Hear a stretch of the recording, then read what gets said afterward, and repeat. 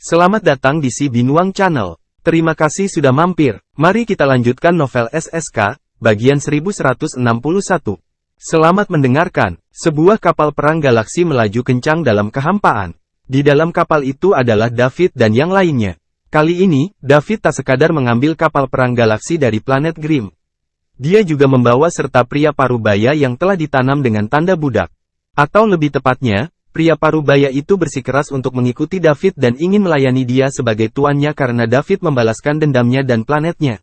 David kasihan pada pria ini. Lagi pula, dia hampir menjadi seperti dia. Nama pria parubaya itu adalah Balu. Dia memiliki kehidupan yang damai dan sejahtera di sebuah planet kecil. Menurut Balu, itu planet ini kecil dan bahkan lebih kecil dari bulan. Tidak banyak orang yang tinggal sana, jadi masih cukup primitif. Hingga keluarga Grimm pergi dan menghancurkan kehidupan damai mereka 100 tahun yang lalu. Saat itu, Balu masih sangat muda, dan ayahnya adalah kepala planet ini. Setelah keluarga Grimm menanamkan tanda budak mereka di planet ini, Balu dan keluarganya dibawa ke planet Grimm. Sejak saat itu, mereka hidup seperti budak. Ratusan tahun berlalu, dan Balu tidak tahu apakah masih ada orang yang hidup planet itu. Karena itu, dia berharap David bisa membawanya kembali ke planetnya untuk memeriksa tanah airnya. Sejujurnya, David tidak bisa menolak permintaan tersebut. Dia tidak berdarah dingin. Meskipun dia akan membuang lebih banyak waktu, David memutuskan untuk membawa Balu kembali ke planetnya. Umpan balik dari tanda budak kepada pemilik perkebunan adalah erat kaitannya dengan bakat korbannya. Meskipun keluarga Grimm menanam tanda budak mereka di planet Balu, planet ini masih primitif dan memiliki bakat yang terbatas. Tanggapannya terhadap keluarga Grimm tidak terlalu bagus. Oleh karena itu, keluarga Grimm tidak pernah mengalami kemajuan dalam ratusan tahun. Jika itu adalah bumi, ceritanya akan berbeda. David dari timeline lain berkata, setelah keluarga yang menurun seperti keluarga Tufin menanam tanda budak di bumi, mereka makmur. Setelah itu, Pavan, putra tertua keluarga tersebut, menjadi penguasa di Bima Sakti. Dalam timeline tersebut, status keluarga Tufin bahkan lebih tinggi dibandingkan keluarga Barlowe, yang juga merupakan keluarga kerajaan Bima Sakti. Ini menunjukkan betapa berbakat dan langkanya penduduk bumi. Tuan, karena Anda sangat kuat, apakah Anda tahu cara untuk menyingkirkan tanda budak itu? Saya akan membayar berapapun harganya jika saya bisa menghilangkan tanda budak itu, Balu bertanya penuh harap. David tidak menjawab, dia hanya menggelengkan kepalanya menunjukkan bahwa dia tidak mengetahuinya. Dari apa yang dia tahu, kutukan garis keturunan dari tanda budak tidak mungkin dihilangkan setelah ditanam. Setidaknya, di peradaban tingkat 3 seperti Bima Sakti tidak dapat menghilangkannya. Tidak diketahui apakah peradaban tingkat tinggi lainnya bisa melakukannya. Sekalipun David kuat dan terkuat di Bima Sakti, ia memiliki keterbatasan pengetahuan. Bagaimanapun, dia berasal dari planet terpencil seperti bumi dan tidak menghabiskan banyak waktu pertumbuhan. Balu kecewa saat melihat David menggelengkan kepalanya. Jika seseorang kuat seperti David, yang memandang keluarga Grimm sebagai semut, tidak tahu bagaimana caranya memperbaikinya, lalu siapa yang akan melakukannya? Anda tidak perlu terlalu kecewa. Meskipun kita tidak punya cara untuk menghapusnya di sini di Bima Sakti, itu tidak berarti di peradaban tingkat tinggi. Kita perlu mencari tahu dan menemukan ini perlahan-lahan, hibur David. Saya mengerti. Mulai sekarang, saya akan melakukan apa saja demi membalas kebaikan Anda.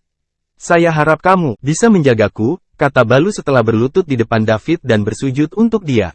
Balu, kamu tidak perlu melakukan ini, kata David. Tuan, saya tidak akan bangun jika Anda tidak menjawab ya. Aku tidak punya tempat untuk pergi. Saya hanya akan memilikinya secerca harapan jika aku bersamamu. Meskipun aku tahu aku lemah, aku berjanji musuhmu harus melangkahi mayatku jika mereka ingin menyakitimu. Balu berkata dengan tegas. David tahu Balu tulus. Setelah dipikir-pikir, David memutuskan untuk mempertahankan Balu. Lagi pula dia membutuhkan seseorang untuk bekerja dengannya sekarang. Saat ini, orang yang mengemudikan Galaxy Warship adalah orang-orang Pavan. Sejujurnya, David tidak menyukai ini. Namun, dia tidak dapat menemukan orang yang cocok untuk pekerjaan itu, jadi dia mempertahankan mereka. David akan merasa lebih nyaman menggunakan orang seperti Balu. Masih bersama Si Binuang Channel. Mari kita lanjutkan novel SSK, bagian 1162. Baiklah. Kamu harus tinggal bersamaku mulai sekarang, tapi jika kamu mau, kamu bisa pergi kapanpun. Aku tidak akan menghentikanmu. Terima kasih, Tuan. Terima kasih Tuan. Balu menjawab dengan gembira sambil bersujud tanpa henti. Cukup, saya biasa saja, dan saya tidak suka semua etiket rumit ini. Jangan lakukan itu padaku lagi. Setelah David mengatakan itu, dia melambaikan tangannya dengan keras dan membantu Balu berdiri. Kekuatan pikiran. Ya Tuan, saya mengerti. Setelah Balu mengatakan itu, dia mengambil langkah ke belakang. Balu, apakah kamu ingat di mana rumahmu? Ya, saya ingat. Bahkan meskipun begitu banyak waktu telah berlalu, aku selalu ingin kembali mengunjungi rumahku. Rakyat, pergi ke ruang kendali dan beritahu mereka arahnya. Kami akan mampir ke rumahmu. Terima kasih Tuan, saya tidak akan pernah melupakan kebaikan Anda, sudah kubilang jangan terlalu sopan padaku. Pergilah. Balu meninggalkan ruangan dengan gembira dan menuju ke ruang kendali. Dia akan kembali ke rumah sebelumnya, jadi dia sangat bersemangat. Setelah Balu pergi, David berkata, Mia, kita mungkin perlu mengubah rencana kita. Tidak pergi ke planet Royal sekarang karena aku baru ingat ada banyak hal yang aku perlu dilakukan. Terserah kamu, aku akan pergi kemanapun kamu pergi, kata Mia. Kita akan memenuhi keinginan Balu sebelum kita melakukan sisanya. Ya, David, planet Kalisto di wilayah kerajaan. Saat ini, keluarga Kalisto sangat baik kehidupannya. Ini karena mereka mengadakan pertemuan keluarga, dan hampir semua keluarga intinya kembali. Kali ini, mereka mencari ahli waris pertama keluarga tersebut, artinya mereka akan menentukan pemimpin generasi muda. Awalnya, 3 orang yang berhak bersaing memperebutkan posisi ini, Fergus, Beck, dan Mika Kalisto. Saat ini, Fergus sedang lumpuh, begitu pula Beck dan Mika satu-satunya yang tersisa. Setelah pemimpin generasi muda berikutnya ditentukan, gelarnya akan ditentukan tidak pergi ke orang lain kecuali sesuatu yang penting terjadi. Kepala yang generasi lebih muda akan menjadi kepala keluarga berikutnya. Semua orang mengira bahwa sejak Fergus lumpuh, keluarga merasakan hal yang sama urgensinya, sehingga mereka ingin menentukan ahli waris berikutnya secepatnya. Terlebih lagi, para Grandmaster lah yang mengumumkan hal ini. Awalnya, keluarga sangat prihatin dengan kelumpuhan Fergus. Tidak peduli apa, dia dulunya adalah keturunan langsung yang berhak bersaing memperebutkan gelar kepala dari generasi muda. Bahkan jika dia lumpuh, mereka harus menemukan siapa yang melakukan itu dan meminta mereka membayar. Namun Fergus enggan menjawab ketika keluarganya menanyakan hal itu. Dia kembali, dia telah menyatu dengan gen klan ular berkepala 9, dan kekuatannya meroket. Oleh karena itu, dia ingin membalas dendam pada David sendiri. Selanjutnya, keluarganya mengetahui dari Heathcliff bahwa hal ini ada hubungannya dengan planet tanpa batas. Planet Boundless terkait dengan keluarga Lutgen dan insiden Putri Astrid. Oleh karena itu, keluarga Kalisto berhenti menyelidiki ini. Mereka baru akan mengambil keputusan setelah masalah mendesak ini selesai. Jika tidak, keluarga Kalisto tak mau tinggal diam setelah David melumpuhkan Fergus. Ini tidak terjadi. Apa yang akan dilakukan oleh keluarga peringkat kedua di antara 8 keluarga terkemuka? Namun, karena itu berhubungan dengan Putri Astrid dan Sang Royal Sinners, maka keluarga Kalisto tidak punya pilihan selain melangkah hati-hati. Beck dan Mika tampil dalam performa terbaiknya di hari Minggu. Mereka adalah karakter utama hari ini. Salah satu dari mereka akan menjadi pewaris pertama keluarga tersebut. Ketika mereka memikirkan bagaimana mereka bisa menjadi kepala generasi yang lebih muda, mereka sangat gembira. Masih bersama si Binuang Channel, mari kita lanjutkan novel SSK, bagian 1163. Apalagi mereka tidak menyangka akan kalah satu sama lain. Pemilihan pewaris pertama keluarga Kalisto sedang berlangsung seperti yang direncanakan. Kali ini bukan hanya tentang kekuatan. Dukungan inti akan membantu, juga harus dipertimbangkan, bahkan kekuatan eksternal pun akan diperhitungkan. Percuma jika mereka hanya punya kekuatan tapi tidak bisa meyakinkan massa. Kekuatan diperlukan untuk kekuatan yang besar, tetapi yang lebih penting mengoordinasikan urusan seluruh keluarga, menuntun keluarga ke jalan yang benar, dan memperkuat keluarga. Oleh karena itu, ini bukanlah pertarungan kekuatan yang sederhana. Para kandidat juga akan diuji kemampuan lainnya. Padahal Beck dan Mika paling berpotensi menjadi pimpinan generasi muda, bukan berarti hanya mereka saja yang ambil bagian dalam pemilihan ini. Keturunan langsung lainnya juga ikut ambil bagian. Tidak ada yang bisa memastikan apakah akan ada kuda hitam di antara mereka. Namun, setelah 1 hari penuh, tidak ada tanda-tanda adanya kuda hitam. Pemilihan pewaris pertama keluarga Kalisto berakhir dengan kemenangan Beck sedikit keuntungan. Namun, meski Beck menang, dia tidak mendapatkan pengakuan resmi apapun dari para Grandmaster. Dia hanya bisa menjadi kepala generasi muda jika Grandmaster mengakuinya. Saat itu, dia akan mengendalikan seluruh keluarga setelah kepala turun tahta. Pemilihan keluarga Kalisto sudah berakhir. Silakan pindah ke ruang resepsi untuk menunggu. Untuk Grandmaster agar kita bisa memberi penghormatan kepada nenek moyang kita. Setelah itu, kita akan mengumumkan hasilnya. Inti keluarga pindah ke ruang resepsi keluarga Kalisto satu demi satu. Dalam perjalanan, Beck menerima berkah semua orang dengan semangat tinggi. Saat ini, sudah diputuskan. Beck hampir pasti menjadi pemimpin generasi muda berikutnya. Tidak ada yang bisa mengubahnya lagi. Selamat atas kemenangannya, Tuan Beck. Setelah Grandmaster ada di sini dan kita menghormati leluhur, Anda akan menjadi kepala generasi yang lebih muda. Semua orang mengharapkan Anda memenangkan kemenangan terakhir, Tuan Beck. Anda pasti akan membawa keluarga Kalisto menuju kejayaan yang lebih besar di masa depan. Tuan Beck adalah seorang jenius yang langka dalam keluarga. Andalah yang terpilih di dalamnya. Wilayah kerajaan, jadi tidak aneh jika kamu memenangkan kemenangan terakhir. Inti keluarga yang tak terhitung jumlahnya memuji Beck. Beck tak berani bertindak gegabah saat dihadapkan pada niat baik yang begitu besar dari tetua inti. Meskipun dia hanya ketua generasi muda, dia membutuhkan dukungan orang-orang ini setelah dia menjadi kepala sebenarnya dan mengambil alih keluarga. Jika tidak, hidupnya akan sulit. Dia hanya bisa berhenti takut pada orang-orang ini setelah dia mengambil kendali penuh atas keluarga. Terima kasih, sesepuh. Mulai sekarang, saya membutuhkan dukungan Anda. Jika saya membuatnya kesalahan, saya harap Anda bisa memaafkan saya. Beck menyatukan tangannya dan berkata dengan sopan. Tuan Beck, Anda terlalu sopan. Anda adalah kepala generasi muda dari keluarga Kalisto. Siapa yang akan kami dukung jika bukan Anda? Ya, kami akan pasti dengarkan perintah Anda, Tuan Beck. Mika mengikuti di belakang dengan sedih. Dia menyaksikan semua orang berputar di sekitar Beck. Dia akan berbohong jika dia mengatakan tidak iri. Dia tidak hanya iri, tapi dia juga cemburu dan benci. Jika Beck tidak ada, ini semua akan menjadi miliknya. Bahkan jika Beck hampir pasti menjadi pemimpin generasi muda, Mika tidak akan menyerah. Butuh beberapa waktu bagi Beck untuk beralih dari jabatan generasi muda hingga kepala keluarga. Jika sesuatu terjadi pada Beck di tengah jalan, seperti yang terjadi pada Fergus, semuanya akan kembali ke Mika. Mika memandang Beck di depannya dengan kebencian di matanya. Kalistos berbasa-basi dan tiba di ruang resepsi keluarga Kalisto. Ada kepala keluarga, Marco Kalisto, tak duduk di kursi utama. Sebaliknya, dia duduk di baris pertama aula, masih bersama si Binuang Channel. Mari kita lanjutkan novel SSK, bagian 1164. Ini karena Grandmaster akan segera datang, dan kursinya sudah disediakan untuknya. Segala jenis makanan dan anggur mewah ditempatkan di atas meja di aula. Setelah semua orang duduk, Marco berdiri dan berkata, terima kasih atas kerja keras setiap orang. Mari kita berpesta, kita akan memberikan penghormatan kepada nenek moyang setelah Grandmaster ada di sini. Kemudian, akan diumumkan final calon pemimpin generasi muda. Bagian tengah aula menjadi ramai. Segera setelah mereka makan, seseorang mengangkat gelas anggur mereka untuk bersulang untuk Beck. Berikutnya, pemimpin generasi muda. Beck tidak menolak. Bagi mereka yang berkuasa, anggur bagaikan minuman sehari-hari bagi mereka. Itu tidak akan mempengaruhi tubuh mereka tidak peduli seberapa banyak mereka minum.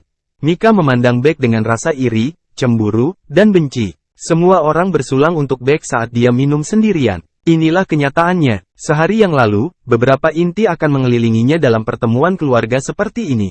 Sekarang, tidak ada seorang pun di sekitarnya. Waktu berlalu dengan lambat. Saat semua orang minum dengan gembira, dua orang berjalan ke ruang resepsi. Semua inti menghentikan apa yang mereka lakukan dan pergi kembali ke tempat duduk mereka. Yang berjalan di depan adalah seorang lelaki tua. Orang tersebut adalah salah satu dari 5 Grandmaster keluarga Kalisto. Dia adalah Cirrus Kalisto, seorang rangker pertengahan Infinity. Sementara itu, ada seorang pria bersembunyi di balik jubah hitam di belakang Cirrus. Pria itu menutupi dirinya sepenuhnya. Tidak ada yang bisa melihat wajahnya. Ketika mereka melihat lelaki tua itu, para tetua keluarga Kalisto terkejut. Menurut praktik yang biasa, Cirrus, seorang rangker pertengahan Infinity, tidak akan pernah datang. Di sini, kelima Grandmaster tersebut adalah Infinity Ranker. 2 berada di pertengahan Infinity Rank, sementara 3 lainnya berada di Infinity Rank pemula biasa. Mereka akan mengirim seorang Grandmaster di Infinity Rank pemula untuk kesempatan semacam ini. Namun, kali ini, Cirrus, seorang ranker pertengahan Infinity, ada di sini. Dia, sepertinya para Grandmaster sangat menghargai pemilihan ini. Semua orang melihat Beck, meski hanya perubahan kecil, namun secara tidak langsung bisa membuktikan betapa besarnya para Grandmaster menghargai kepala generasi muda ini. Beck sangat gembira hingga dia gemetar. Jika Grandmaster Cirrus datang ke sini, itu menunjukkan betapa keluarga itu menghargainya. Diam-diam dia memutuskan bahwa dia ingin memimpin keluarga untuk melangkah satu langkah lebih jauh. Bahkan jika mereka tidak bisa dibandingkan dengan keluarga Drake peringkat pertama, mereka tetap saja harus berada jauh di depan keluarga di belakang mereka. Cirrus berjalan ke jalan utama duduk tanpa mengucapkan sepatah kata pun. Pria berjubah hitam itu juga mengikuti di belakangnya. Diam-diam, saat ini, para tetua di aula berdiri. Mereka meletakkan tangan mereka bersama-sama, membungkuk, dan menyapa dengan hormat. Salam, Grandmaster. Silahkan duduk, semuanya, kata Cirrus dengan tenang. Terima kasih, Guru Agung. Ketika semua orang sudah duduk, Cirrus bertanya, sudahkah Anda memilih kepala generasi yang lebih muda? Kepalanya, Marco, maju ke depan dan menjawab, Grandmaster, sudah. Kemudian, dia berbalik dan berkata kepada Beck, kemarilah, Beck. Beck menenangkan kegembiraannya, hati dan berjalan ke tengah aula. Dia membungkuk dan berkata, salam, Guru Besar. Saya harap kamu baik-baik saja. Cirrus memandang Beck dan berkata, bagus, kamu tidak buruk. Saya harus memuji Anda karena menonjol di antara begitu banyak anak-anak Kalisto. Terima kasih, Guru Besar. Beck menangis penuh semangat. Jangan terburu-buru mengucapkan terima kasih padaku. Anda masih harus mengalahkan satu orang lagi menjadi kepala generasi muda. Siapa? Beck mengangkat kepalanya. Aku. Pria berjubah hitam itu tiba-tiba berkata. Beck merasa suara ini terdengar familiar, tapi dia tidak ingat siapa orang itu.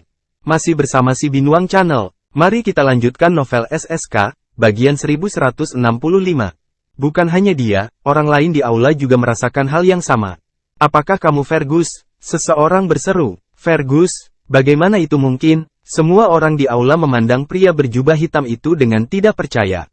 Namun, setelah diingatkan, mereka menemukan bahwa suaranya memang terdengar mirip Fergus. Mungkinkah itu Fergus? Tetapi bukankah Fergus sepenuhnya lumpuh? Tidak bisa berdiri lagi, kenapa dia ada di sini? Pertanyaan muncul di hati setiap orang. Pada saat ini, si berjubah hitam pria itu berbicara. Namun, suara ini membuat semua orang merinding. Ceka, aku tidak menyangka kalian semua akan mengingatku. Saya merasa sangat bangga. Setelah pria berjubah hitam mengatakan itu, dia perlahan menarik kembali tudungnya, memperlihatkannya. Wajah yang familiar, siapa lagi kalau bukan Fergus? Semua orang sangat terkejut saat melihat Fergus. Dia sudah lumpuh, tapi kenapa dia di sini tidak terluka? Apakah Grandmaster telah menyelamatkan dia? Namun, bahkan Kaisar Nimbus pun tidak akan memilikinya cara untuk menyelamatkan Fergus saat itu, apalagi sang Grandmaster. Kecuali ada seseorang dari peradaban yang jauh lebih tinggi di luar Bima Sakti atau ada beberapa harta surga dan bumi yang sangat berharga yang bisa sepenuhnya menyembuhkan Fergus. Fergus, kamu lumpuh. Kau masih bisa berdiri? Ini tidak mungkin, tidak ada jalan. Ketika Beck melihat wajah Fergus, dia bertanya dengan keras. Bagaimana tidak mungkin? Dunia ini jauh lebih rumit daripada yang kamu pikirkan. Ada hal-hal yang tidak dapat dipahami oleh semut. Berhenti berjuang, dasar sampah kelas bawah, kata Fergus dingin. Semut, sampah, menurut Anda, dengan siapa Anda sedang berbicara? Fergus, jadi bagaimana jika kamu bisa berdiri lagi? Anda bukan lawan saya sebelum Anda lumpuh, dan Anda tidak akan sekarang. Pergi sekarang juga jika Anda pintar. Kembali ke tempat asalmu. Jika tidak, jangan salahkan aku karena tidak kenal ampun. Beck menunjuk ke hidung Fergus dan teriak secara emosional. Dia pikir dia bisa segera menjadi kepala generasi muda keluarga. Makanya, kemunculan Fergus menimbulkan rasa krisis yang kuat di hatinya. Dia akan lebih baik jika Fergus datang sendiri. Tapi dia datang bersama Grandmaster Cirrus, jadi ini menandakan masalah besar. Tidak peduli betapa luar biasanya Beck, dia tidak akan pernah menjadi kepala generasi muda tanpa pengakuan Grandmaster. Pada akhirnya, kelima Grandmaster menghidupi keluarga. Pilar keluarga mereka. Setiap keputusan harus dieksekusi melalui mereka terlebih dahulu. Jika Fergus datang bersama Grandmaster, itu berarti dia mungkin mendapatkan pengakuan Grandmaster sebelumnya. Bagaimana Beck bisa menerima hal ini? Dia sudah bekerja keras selama bertahun-tahun, tetapi usahanya sekarang tidak membuahkan hasil. Oh, Beck, aku bertanya-tanya bagaimana kamu bisa tanpa ampun, ejek Fergus. Saat itu, Beck adalah pesaing terbesarnya. Sekarang, Beck seperti seekor semut oleh dia. Inilah perubahan suasana hati yang disebabkan oleh peningkatan kekuasaan. Fergus, karena kamu bisa berdiri lagi, aku harus menasihatimu untuk menghargai hari-hari ini ketika kamu masih sehat. Berhentilah mencoba mengadili kematian. Kalau yang lain bisa melumpuhkan kamu, aku juga bisa.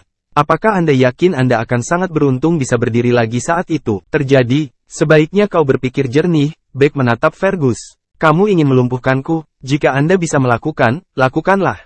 Jika Anda bisa melakukannya, Anda akan tetap kepala generasi muda. Apakah kamu sungguh-sungguh? Tentu saja, Grandmaster adalah saksi saya. Jika Anda memiliki kekuatan untuk melumpuhkan aku, kamu tidak akan dihukum dan akan menjadi kepala generasi muda.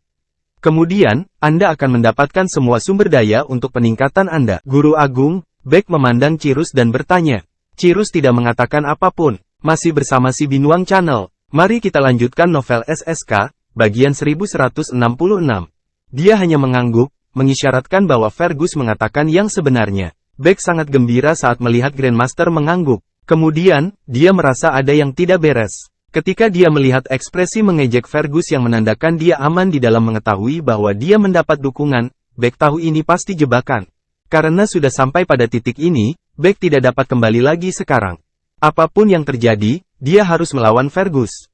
Dia telah bekerja keras selama bertahun-tahun, hanya untuk saat ini mustahil baginya untuk menyerahkan posisinya. Beck menegakkan punggungnya, dan energinya bergeser. Fergus, apa kamu yakin ingin menghalangi jalanku dan melawanku sampai mati? Beck, bukankah kamu terlalu percaya diri? Apakah menurut Anda layak untuk diperjuangkan aku sampai mati? Fergus menyeringai dengan jijik. Karena kamu terlalu meremehkanku, kamu harus datang ke sini. Kita akan pergi ke sana dan bertarung beberapa ronde. Pemenangnya adalah kepala generasi yang lebih muda. Aku hanya perlu satu gerakan untuk membunuhmu. Beberapa putaran, baiklah. Aku akan berdiri di sini dan membiarkanmu membunuhku dalam satu gerakan. Biarkan semua orang melihat cara kamu yang kuat adalah. Setelah Beck mengatakan itu, Fergus menghilang dari pandangannya. Jantungnya berdetak kencang. Dia tahu ada sesuatu yang tidak beres. Dia merasakan sakit yang luar biasa di kepalanya saat hendak beraksi. Kemudian, Beck merasa pusing. Mulut, hidung, mata, dan telinganya mulai berdarah. Dia perlahan menoleh dan menatap Fergus dengan mata merah darah. Kakak kamu biadab. Kemudian, kegelapan menyelimuti dirinya. Saat ini, Fergus berdiri di belakang Beck, salah satu tangannya di atas kepala Beck. Setelah Beck jatuh ke tanah, dia akhirnya menarik kembali tangannya. Sebuah kekalahan telak. Selama ini, Beck tidak pernah menolak. Dia meninggal bahkan sebelum dia bisa menyadari apa yang sedang terjadi. Bahkan para tetua inti keluarga Kalisto tidak dapat melihat apa yang dilakukan Fergus. Dia terlalu cepat. Saat ini, semua orang mengerti. Fergus telah menjadi kekuatan yang tak dapat dilawan. Tidak diragukan lagi, dia pasti telah mengambil beberapa harta surga dan yang sangat berharga. Jadi itu sebabnya dia disembuhkan dan kekuatan tempurnya meningkat menjadi sebesar itu dengan ketinggian yang menakutkan. Namun, para tetua inti keluarga tidak dapat memahaminya. Jika Grandmaster memiliki sesuatu yang begitu berharga dan bagus, mengapa dia menggunakannya kepada Fergus? Fergus hanyalah orang yang tidak berguna. Tidak apa-apa jika dia lumpuh. Apakah Grandmaster bingung, kenapa dia menggunakan benda berharga seperti itu pada Fergus? Itulah yang ditanyakan oleh para tetua inti. Tentu saja mereka bertanya-tanya ini di dalam hati. Mereka tidak akan berani mengatakannya dengan lantang untuk mempertanyakan hal tersebut kepada Grandmaster. Adapun kematian Beck, tidak ada seorang pun selain keluarga langsungnya yang akan peduli. Seorang jenius yang sudah mati bukan lagi seorang jenius. Sang Grandmaster bahkan tidak memarahi Fergus. Masih bersama si Binuang Channel. Mari kita lanjutkan novel SSK, bagian 1167. Dia pasti setuju membiarkan Fergus melakukan itu. Orang-orang lainnya tidak berani untuk mengeluarkan suara. Maaf, saya tidak mengontrol kekuatan saya, dan saya berlebihan. Fergus berkata dengan acuh tak acuh. Meskipun dia meminta maaf, nada dan sikapnya acuh tak acuh. Beck hanyalah seekor semut baginya. Dia pasti akan mati setelah menyinggung Fergus. Aula keluarga Kalisto sunyi. Tidak ada yang berani mengatakan apapun atau membela Beck. Fergus melihat sekeliling. Para tetua inti tidak berani menatap matanya, terutama mereka yang digunakan untuk mendukungnya. Dulu ketika Fergus lumpuh, mereka segera mencari yang lain. Kini Fergus telah kembali secara ajaib dengan kesehatan yang baik dan merata menjadi begitu kuat. Hidup mereka akan sengsara jika mereka tidak memikirkan cara untuk mendapatkan pengampunan Fergus. Bagaimanapun, sang Grandmaster mendukung Fergus sepenuhnya. Fergus merasa senang ketika dia melihat inti-inti itu berpaling darinya. Ini terasa besar. Keluarga Kalisto hanyalah langkah awal. Sebentar lagi, Bima Sakti akan terjadi merangkak di bawah kakinya. Dia yakin hari ini akan segera tiba. Planet Bak adalah planet kecil yang hidup. Pada saat yang sama, itu adalah planet Balu. Setelah ditemukan oleh Grimm keluarga dan tanda budak ditanam lebih dari 300 tahun yang lalu, ini tempat itu adalah jurang penderitaan. Karena planet Bak sangat jauh dan kecil, dan orang-orang di sini memiliki bakat yang terbatas. Keluarga Grimm membawa kepala planet, yang juga merupakan ayah Balu, dan keluarganya pergi Keluarga Grimm meninggalkan beberapa orang di planet ini dan tidak pernah memberikan perhatian pada mereka. Sementara itu, orang-orang yang ditinggalkan keluarga Grimm menjadi tiran lokal di planet Bug, yang mengatur segalanya di planet ini. Namun, keluarga Grimm juga membawa beberapa teknologi canggih, menyebabkan planet Bug menjadi sangat berbeda dibandingkan sebelumnya dari 300 tahun yang lalu. Bahkan kapal perang galaksi tercepat pun membutuhkan waktu lebih dari seminggu untuk sampai ke sini dari wilayah kerajaan. Di sisi lain, dibutuhkan waktu sekitar 4 atau 5 bulan dengan memakai Octagon. Waktu berlalu dengan lambat. David dan kawan-kawan mengendarai kapal perang galaksi ke planet Bug. Sebulan kemudian, kapal perang galaksi mendekati planet Bug. Balu mulai mengerti gelisah dan cemas. Dia khawatir planet Bug akan menjadi gurun. David tidak dapat menghiburnya mengenai hal ini.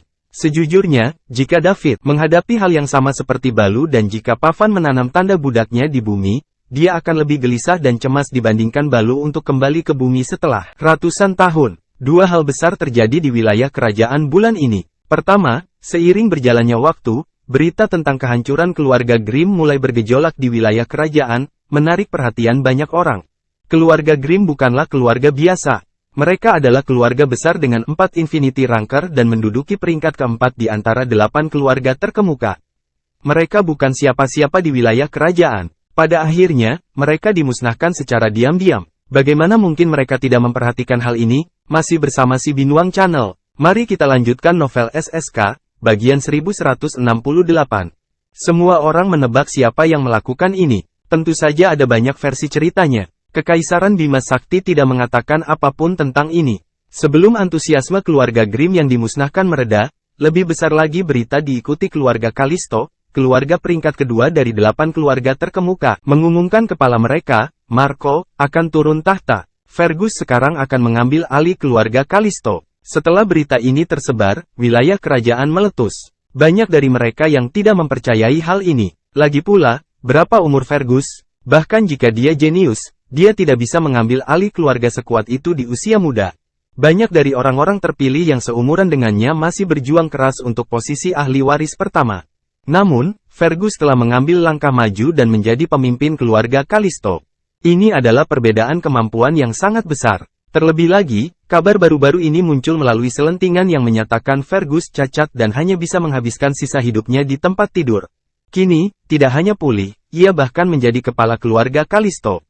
Ini sungguh sulit dipercaya, namun, ini adalah faktanya. Keluarga Kalisto sendiri yang mengumumkannya, jadi itu pasti nyata. Kali ini, Fergus berada jauh di depan rekan-rekannya dan mereka yang lebih tua darinya. Setelah Fergus mengambil alih keluarga, dia mulai putus asa mencari David. Sekarang, dia punya kekuatan dan waktu untuk membalas dendam. Fergus tidak akan berada di tempatnya sekarang jika bukan David yang melumpuhkannya.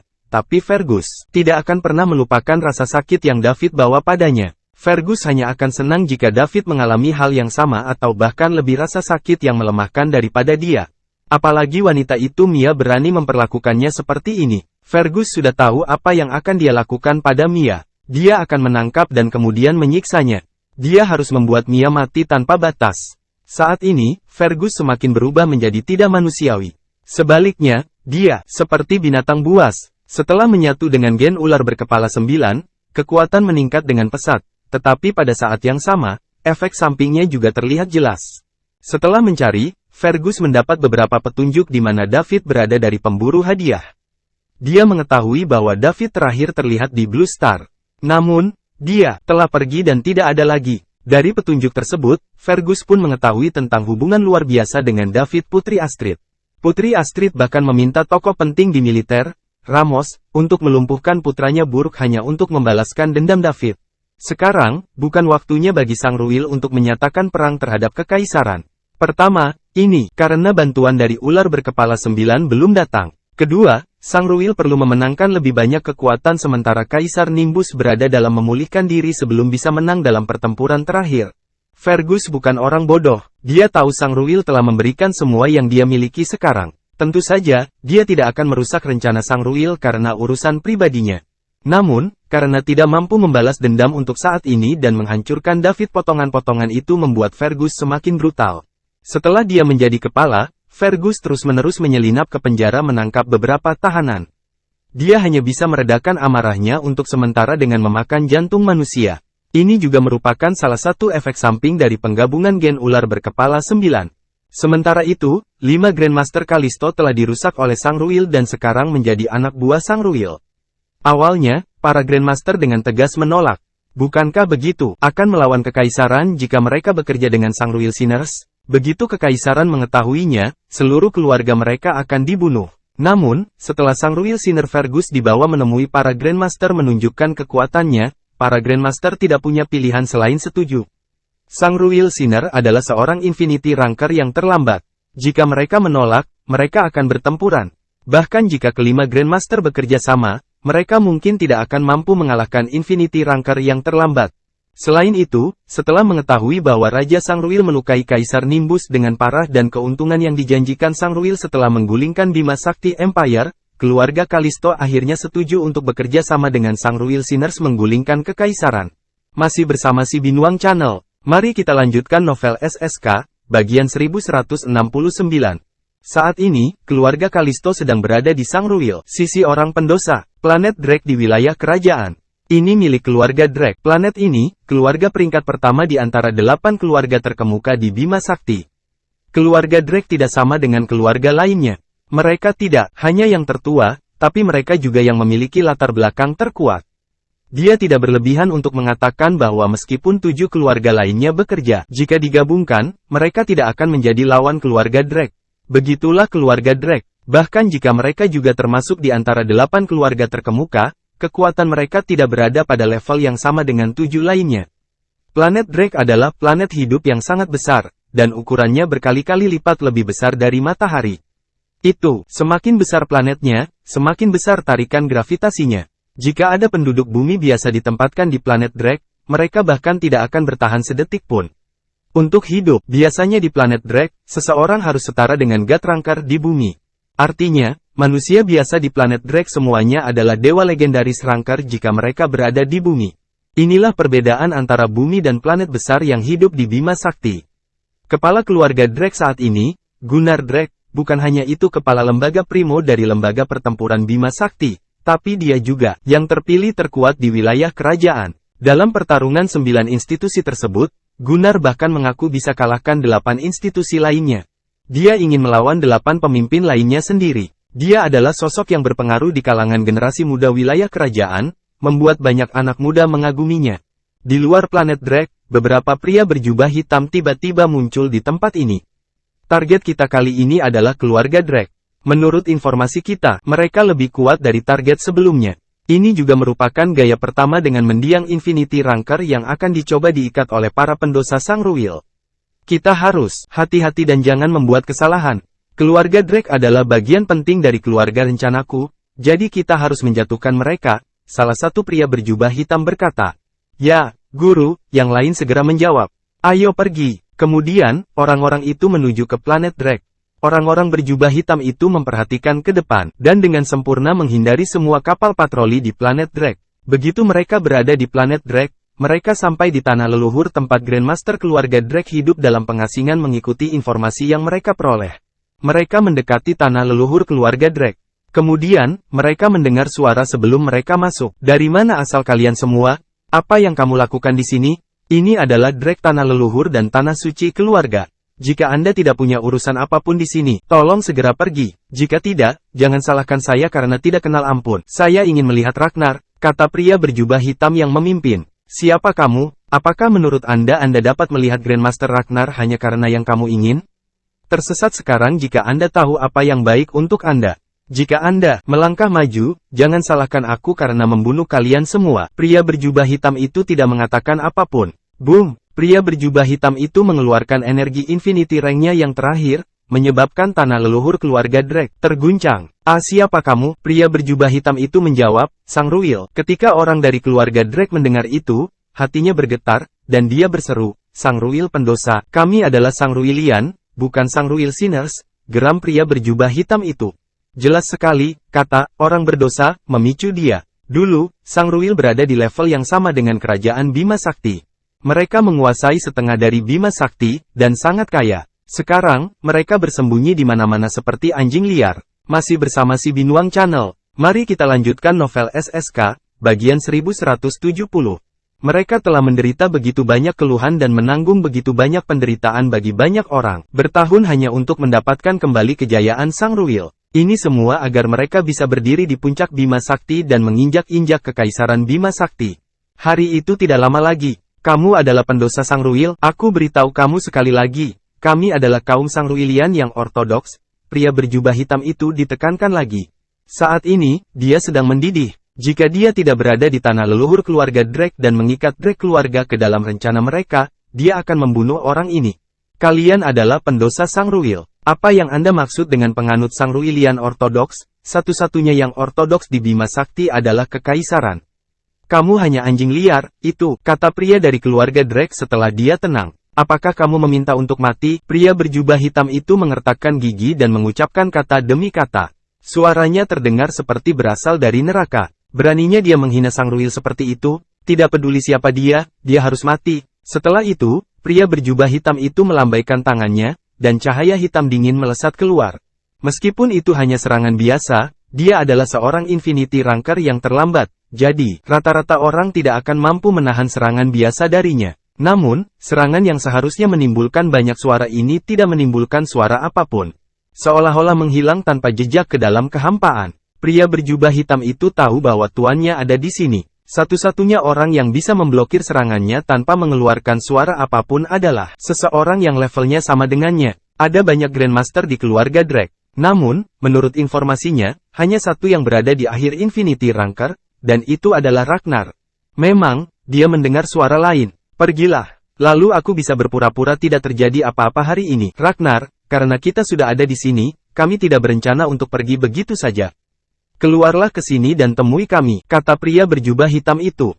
Tidak dibutuhkan. Kamu harus pergi. Kami tidak tertarik dalam berpartisipasi dalam pertempuran antara kamu dan kekaisaran. Ragnar, aku tahu kamu ingin mengutamakan keselamatanmu di atas segalanya dan hanya memilih sisimu setelah jelas. Tapi maaf, Anda harus membuat pilihan sekarang. Kamu harus pilih kekaisaran atau Sang Ruil. Jika tidak, keluarga Anda akan berada di air panas, tidak peduli siapa yang menang di masa depan. Anda harus memikirkan hal ini baik-baik. Apakah kamu mengancam kami? Bagaimana jika saya mengatakan tidak? Ragnar bertanya dengan suara yang dalam. Ini bukanlah sebuah ancaman. Saya hanya mengatakan yang sebenarnya. Saya harap Anda akan melakukan pilihan terbaik. Pria berjubah hitam itu berkata tanpa rasa takut. Apakah kamu tidak takut aku akan memilih kekaisaran dan membunuh kalian semua? Ragnar bertanya. Ragnar, raja kita telah melukai Kaisar Nimbus dengan parah. Saat ini, dia memulihkan diri di planet Royal. Kejatuhan kekaisaran tidak bisa dihindari. Saya yakin Anda akan membuat keputusan terbaik. Jika tidak, seluruh keluarga Anda akan diasingkan ke alam kutukan kekal karenamu. Setelah pria berjubah hitam mengatakan itu, dia mengubah topik pembicaraan dan melanjutkan. Dengan dingin, juga, apakah kamu pikir kamu memiliki kemampuan untuk membunuh kami semua? Sejak kita punya nyali untuk datang ke sini, berarti kita sudah melakukan semua persiapannya. Kami tidak takut dengan kekuatanmu yang sangat kecil. Anda dapat mencoba. Lalu, keduanya berhenti bicara. Udara di sekitar mereka mulai bertambah berat. Pria berjubah hitam lainnya dan para Drake, selain Ragnar, semuanya sangat grogi. Mereka tahu jika mereka mulai bertarung, kedua belah pihak pasti akan kalah. Ini bukan sesuatu yang ingin dilihat oleh keluarga Drake atau Sang Ruil. Pemimpin dari pria berjubah hitam juga tidak menginginkan hal ini. Namun, dia tidak punya pilihan. Jika dia ingin berurusan dengan keluarga Drake, dia harus menunjukkan kepadanya betapa kuatnya Sang Ruil.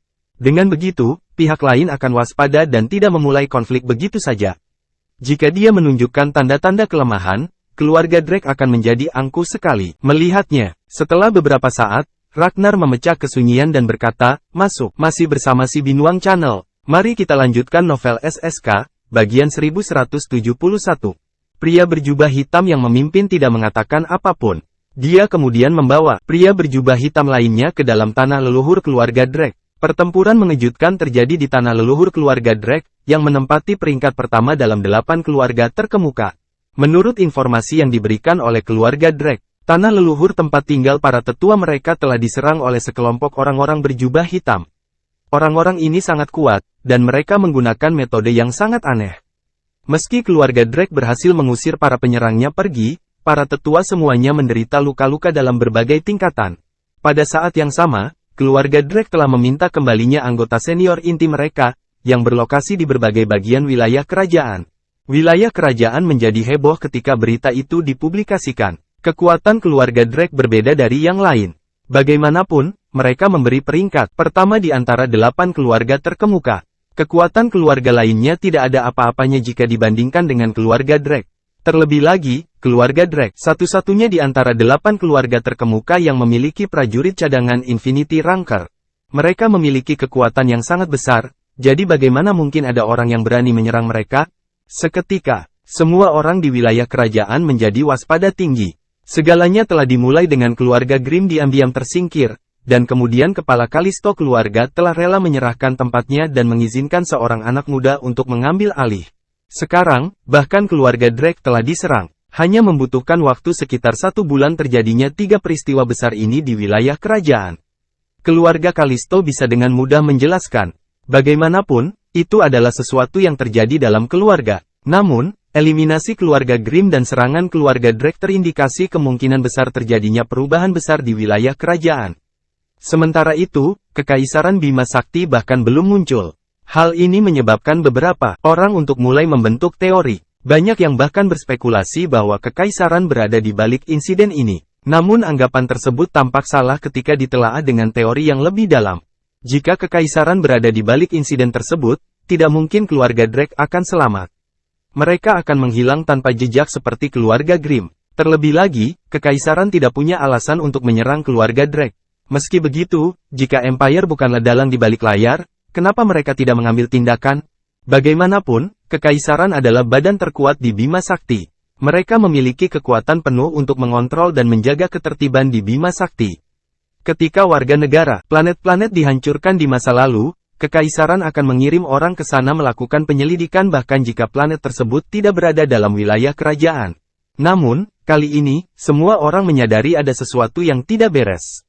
Kekaisaran tidak melakukan satu hal pun, hanya ada 3 kemungkinan penjelasan. Yang pertama adalah Kekaisaran di balik insiden tersebut, atau mereka telah memberikan persetujuan diam-diam kepada organisasi lain untuk melakukan hal tersebut. Yang kedua adalah Kekaisaran tetap diam karena mereka melawan organisasi lain yang memiliki kekuasaan lebih dari itu mereka. Yang ketiga adalah Kekaisaran sedang bersiap untuk melancarkan serangan fatal. Namun, tidak peduli kemungkinan mana yang benar, apapun yang benar terjadi pada keluarga Grimm dan keluarga Drake telah menimbulkan kepanikan melanda wilayah kerajaan. Organisasi-organisasi kuat mulai mengurangi wilayah yang mereka pimpin. Selain itu, mereka meminta kembalinya atasan mereka dan memastikannya semua orang berkumpul di planet utama mereka. Dengan cara ini, mereka juga akan lebih mudah menghadapi kejadian yang tiba-tiba. Bagaimana jika mereka adalah target selanjutnya dari orang-orang berjubah hitam? Tidak ada yang tahu pasti. Seluruh wilayah kerajaan dapat merasakan bahwa sesuatu akan terjadi. Bahkan planet perdagangan, yang biasanya ramai dengan kebisingan dan kegembiraan, berubah menjadi sunyi. Orang-orang berikutnya yang akan menjadi pemimpin dari orang-orang terkemuka semua keluarga telah diminta untuk kembali ke rumah. Banyak perusahaan yang menghambur-hamburkan uang menutup pintunya setelah mengalami kerugian. Pelanggan terbesar mereka, memilih untuk menunggu sampai badai berlalu sebelum mereka menentukan langkah mereka selanjutnya. Depresi ekonomi mulai terjadi di wilayah kerajaan. Banyak planet-planet bahkan menutup perbatasannya dan menolak masuknya pelancong. Efek domino ini adalah akibat dari apa yang terjadi pada keluarga Grimm dan keluarga Drake. Wilayah kerajaan dan planet kerajaan adalah inti dari kerajaan Bima Sakti. Planet Royal juga merupakan planet hidup terbesar di kerajaan Bima Sakti.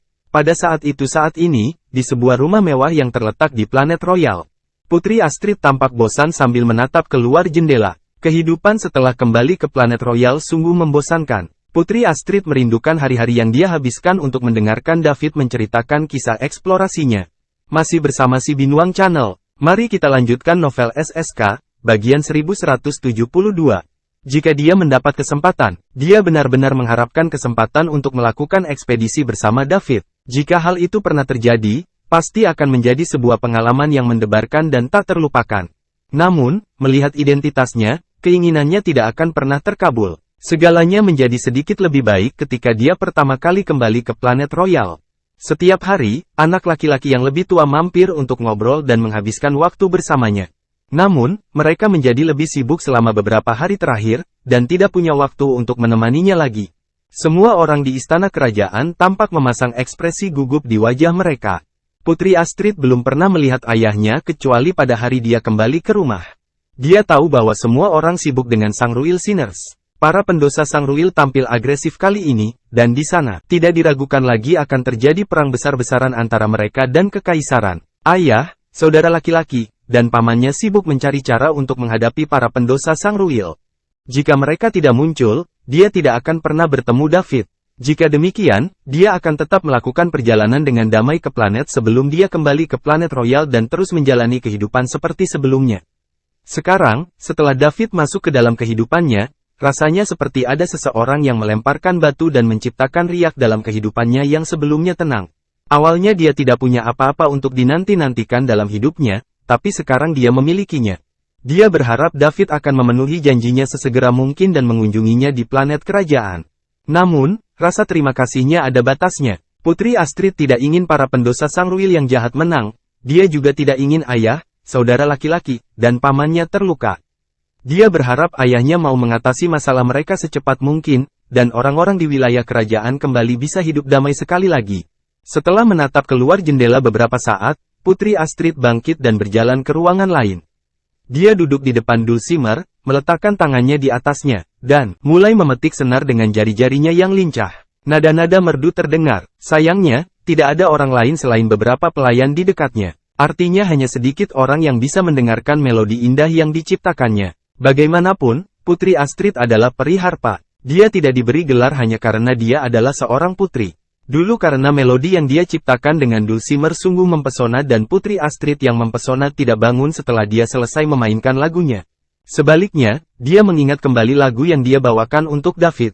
Selain dia ayah dan saudara laki-lakinya, David adalah pria pertama yang memperhatikannya, tampil secara pribadi. Ya, itu mungkin dianggap sebagai yang pertama. Sayangnya, ada begitu banyak hal pertama yang dia tidak merasa cukup saatnya mendedikasikan semuanya untuk David. Dia bertanya-tanya kapan dia punya waktu untuk mengunjungi Royal Planet lagi. Dia berjanji padaku. Jadi, dia akan datang, kan? Dia akan datang. Aku tidak akan pernah memaafkannya jika dia tidak datang.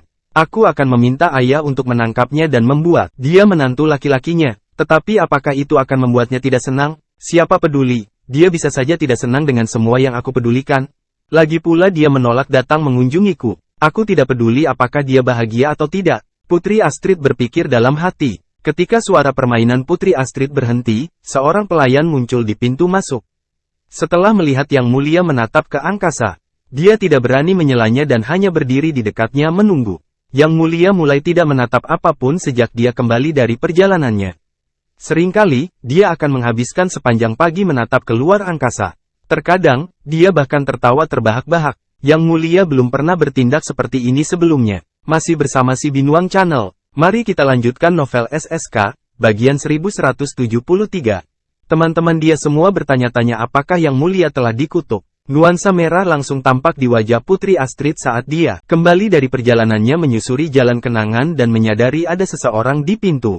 Setelah menyadari sang putri tidak lagi melamun, pelayan itu berkata dengan hormat, "Permaisuri meminta kehadiran Anda, Yang Mulia." "Ibu menginginkanku." "Baiklah, kamu boleh pergi," jawab Putri Astrid. "Ya, Yang Mulia." Pelayan itu pergi setelah dia selesai berbicara. Putri Astrid berdiri dan berjalan menuju tempat tinggal permaisuri. Dia tiba di gedung mewah lainnya setelah melewati taman dan koridor yang indah. "Yang Mulia," para pelayan yang berdiri di pintu masuk gedung berkata seperti mereka membungkuk memberi salam. "Di mana ibuku?" Putri Astrid bertanya. "Permaisuri sedang mengamati ikan, Yang Mulia. Aku akan mengantarmu menemui sekarang." "Itu benar. Aku bisa pergi sendiri." Putri Astrid tidak menunggu jawaban sebelum dia melewatinya. Bangunan dan tiba di kolam buatan manusia. Seorang wanita berpenampilan anggun sedang memberi makan ikan di dalam kolam. Jika dilihat lebih dekat, orang akan melihat ciri-ciri wanita itu mirip dengan Putri Astrid. Namun usianya yang lebih tua membuatnya tampak lebih dewasa dan menggoda. Sedangkan Putri Astrid tampak lebih awet muda. Namun, jika keduanya berdiri berdampingan, mereka terlihat seperti saudara perempuan. Wanita yang penampilannya mirip Putri Astrid adalah istri pertama Kaisar Kekaisaran Bima Sakti, Gamora Libra. Ia juga menyandang gelar Mother of Planet Royal. Posisinya di kekaisaran tinggi, dan dia juga memiliki banyak kekuasaan. Selain itu, Gamora dilahirkan di Istana Bulan, yang merupakan salah satu tempat tinggal dua keluarga paling kuat di Kekaisaran Bima Sakti. Mentornya adalah seorang tetua yang berada di Peak Infinity Ranker. Dengan demikian, bisa dikatakan Gamora Libra adalah wanita terkuat di dunia Kekaisaran Bima Sakti. Ibu, Putri Astrid berseru gembira setelah melihat wanita itu. Astrid, kamu di sini. Cepatlah, kata Gamora sambil tersenyum sambil melihat ke atas. Putri Astrid bergegas mendekat, dan setelah tiba di sebelah Gamora, bertanya, Ibu, bagaimana kamu punya waktu untuk memberi makan ikan hari ini? Apakah ayah sudah meninggalkannya tempat? Akhir-akhir ini, Kaisar Nimbus mengasingkan diri. Yang berarti Gamora bertugas mengambil keputusan terkait Kekaisaran Bima Sakti. Meskipun berbagai institusi Kekaisaran Bima Sakti sudah berdiri dan berjalan, masih banyak keputusan yang memerlukan persetujuan Kaisar. Karena Kaisar tidak hadir, Gamora harus memenuhi tanggung jawabnya. Artinya Gamora tidak punya waktu untuk menemani Putri Astrid karena kesibukan dia. Ya, ayahmu telah meninggalkan tempat itu, dan dia sedang rapat dengan pangeran dan menteri. Saya akhirnya bisa istirahat. Aku kelelahan akhir-akhir ini, dan telah mengabaikanmu, Astrid. Sekarang ayahmu bertugas mengawasi urusan kekaisaran sekali lagi. Aku bisa menghabiskan lebih banyak waktu bersamamu, kata Gamora. Senyum penuh kasih di wajahnya saat dia meraih tangan Putri Astrid. Tidak apa-apa, Ibu. Saya memahami Anda memiliki urusan penting yang harus diselesaikan. Saya akan baik-baik saja. Saya seorang wanita dan tidak tertarik untuk terlibat dalam urusan pria. Saya hanya tidak punya pilihan lain ketika ayahmu mengasingkan diri. Tapi sejak dia kembali beraksi, saya bisa mundur dan menonton dari jarak jauh. Ibu, apakah semua orang sibuk dengan Sang Ruil Sinners akhir-akhir ini? Putri Astrid bertanya. Itu adalah sesuatu yang dikhawatirkan oleh ayahmu, saudara-saudaramu, dan para menteri, Astrid. Anda tidak perlu khawatir tentang mereka. Para pendosa Sang Ruil hanya badut yang tidak bisa berbuat banyak, kata Gamora menghibur. Saya penasaran, para pendosa Sang Ruil sudah beberapa kali tidak melakukan apapun ratus tahun, yang berarti mereka pasti sudah melakukan banyak persiapan sebelum kemunculan mereka yang tiba-tiba di Bima Sakti. Saya pikir ada motif tersembunyi di balik kepulangan mereka dan ayah serta semua orang yang terlibat harus memberikan peringatan. Mereka mungkin sudah siap, tapi kekaisaran belum berpuas diri beberapa ratus tahun terakhir. Lagi pula, dia ayahmu, jadi apa yang kamu punya perlu dikhawatirkan? Semuanya akan diurus bersamanya di sini. Yang kita lakukan adalah menyemangati dia dari pinggir lapangan, kata Gamora. Baiklah, saya mengerti, Ibu. Aku yakin ayah akan mengusir Sang Ruil jahat ini orang-orang berdosa keluar dari Bima Sakti. Putri Astrid mulai memberi makan ikan-ikan di dalam kolam setelah dia selesai berbicara. Ikan ini bukanlah ikan biasa. Masih bersama si Binuang Channel. Mari kita lanjutkan novel SSK, bagian 1174. Setiap berwarna-warni seperti pelangi, dan tampak indah. Ikan pelangi bukan hanya sekedar eye candi. Nilai mereka ada pada daging mereka. Tidak hanya segar dan empuk, tetapi dengan memakannya sangat membantu untuk peningkatan. Setiap kali ikan pelangi terlihat di pelelangan, banyak orang yang akan gila mencoba membelinya, dan akhirnya selalu dijual dengan harga-harga yang sangat tinggi. Sementara itu, ada lebih dari 100 ikan pelangi yang disebutkan di dalam kolam. Putri Astrid sedang fokus memberi makan ikan dan tidak menyadari tatapan sedih yang sekilas muncul di mata Gamora. Dia baru saja berusaha menghibur putrinya. Putrinya benar, para pendosa Sang Ruil telah melakukan banyak persiapan dan membuat kemajuan agresif. Banyak insiden besar terjadi di wilayah kerajaan baru-baru ini. Yang suram kejatuhan keluarga dan serangan keluarga Drake semuanya menunjukkan hal tersebut. Sang Ruil Sinners kembali. Kali ini, kemenangan kekaisaran tidak semudah yang mereka duga. Yang terpenting, suami Gamora, yang menurutnya tak terkalahkan, telah terluka parah oleh Raja Sang Ruil Sinners. Meskipun Wilfred membantu penyembuhannya, dia masih belum pulih sepenuhnya bahkan setelah lebih dari sebulan. Raja Sang Ruil Sinners menderita luka yang lebih parah, tapi Gamora tidak menganggap itu sebagai kabar baik. Di mata Gamora, suaminya, Nimbus Barlowe, adalah yang paling berkuasa di Bima Sakti. Dia tidak terkalahkan, meski begitu, dia terluka parah. Ini berarti kekaisaran tidak akan mampu menyingkirkan para pendosa Sang Ruil dengan mudah. Mereka sudah siap, dan mereka akan saling berhadapan melawan kekaisaran. Gamora tidak dapat membantu tapi khawatir akan keselamatan suaminya setelah dia terluka parah.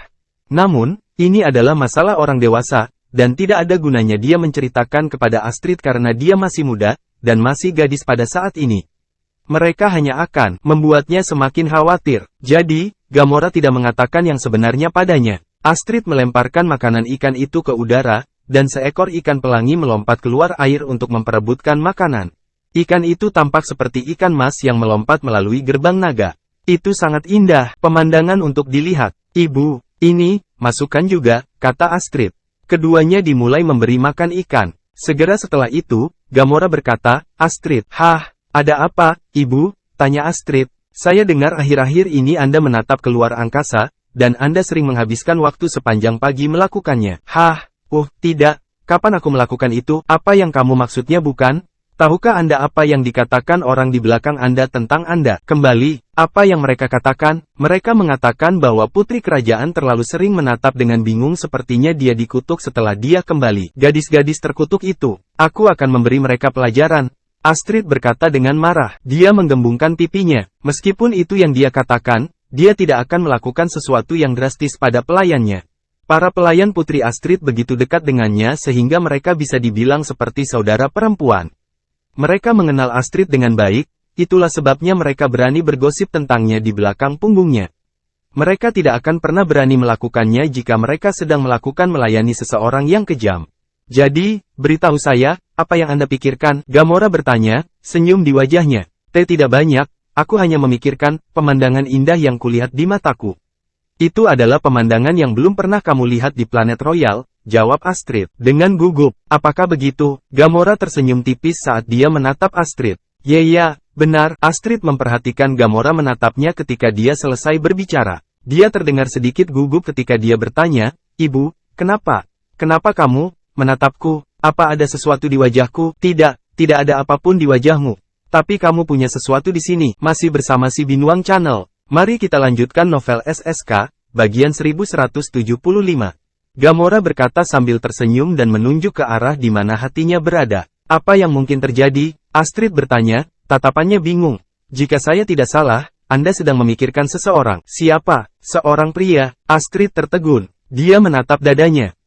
Dia menjerit ketika dia mengerti apa yang dimaksud ibunya. Ibu, apa yang kamu bicarakan?